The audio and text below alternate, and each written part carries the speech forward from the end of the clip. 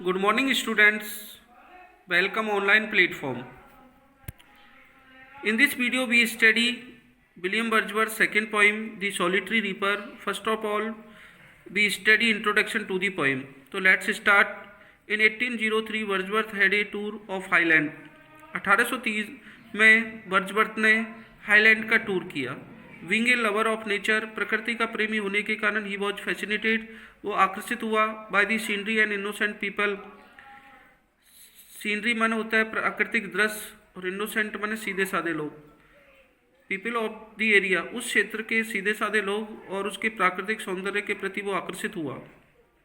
Once ही Sai girl, एक बार उसने एक लड़की को देखा इन दी फील्ड, खेत में. सी वॉज अलोन, वह अकेली थी. सी वॉज रीपिंग एंड सिंगिंग स्टिमुलसली, वो सहज तरीके से फसल को काट रही थी और गाना गा रही थी. He was charm by the melody of her song, वह उसके गाने से आकर्षित हुआ. The poem is the result of his experience, यह जो कविता है वो परिणाम है उसके अनुभवों का. ड्यूरिंग हिज जर्नी, उसकी यात्रा के दौरान. ही कंपोज दिस पोइम इन 1805, उन्होंने इस कविता को 1805 में प्रकाशित कंपोज रचित किया.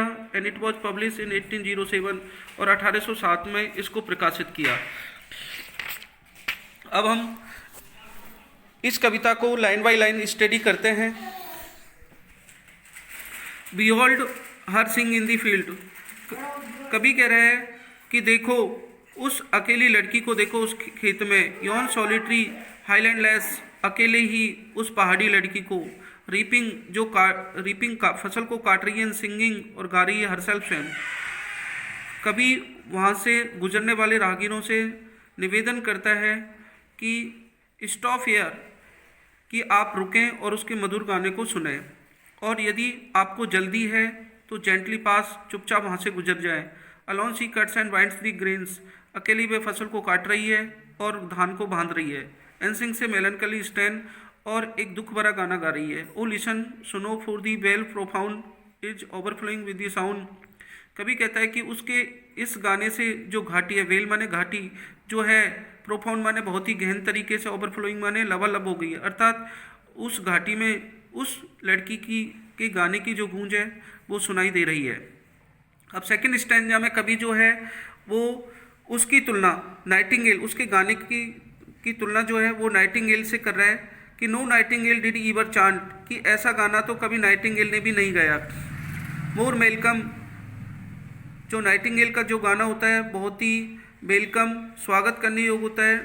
टू बियरी बैंड, थके हुए लोगों को. Of travellers in some study hunts, छाया में. जिस तरीके से अमोंग अरेबियन सैंड्स, अरब रेगिस्तान में जो पेड़ जो होता है वो थके हुए लोगों को आश्रय प्रदान करता है. सेडी हंट्समैन होता है छायादार जगह में.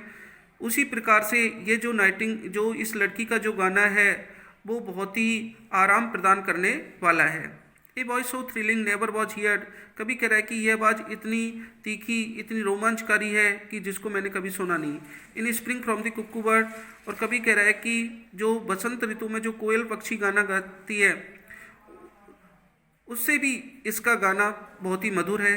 Breaking the silence of the sea among the farthest Hebrides, जैसे सुदूर द्वीपों का जो समूह है वहाँ पर जो समुद्र की शांति को कौन तोड़ देता है? कुक्कू बर्ड, जो कोयल है उसका गाना तोड़ देता है. उसी प्रकार से इस लड़की का जो गाना है वो कुक्कू बर्ड से भी बहुत अधिक मीठा है.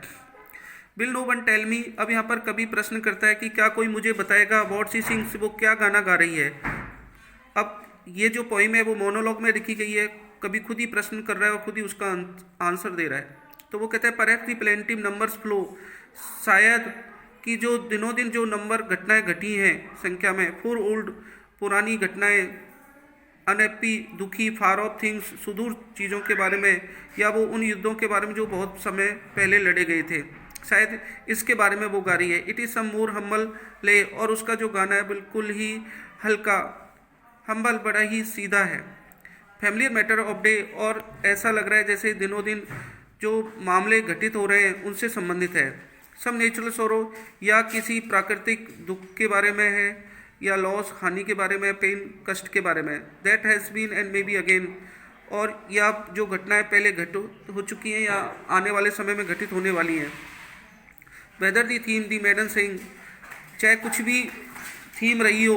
इस लड़की ने का जो गाना है एज इफ मानो ऐसा लग रहा है हर सॉन्ग हैव नो एंडिंग, कि वो कभी समाप्त होने वाला नहीं है। आई सा हर सिंगिंग एट हर वर्क, मैंने उसको उसके वर्क पैलेस पर काटते हुए फसल को देखा।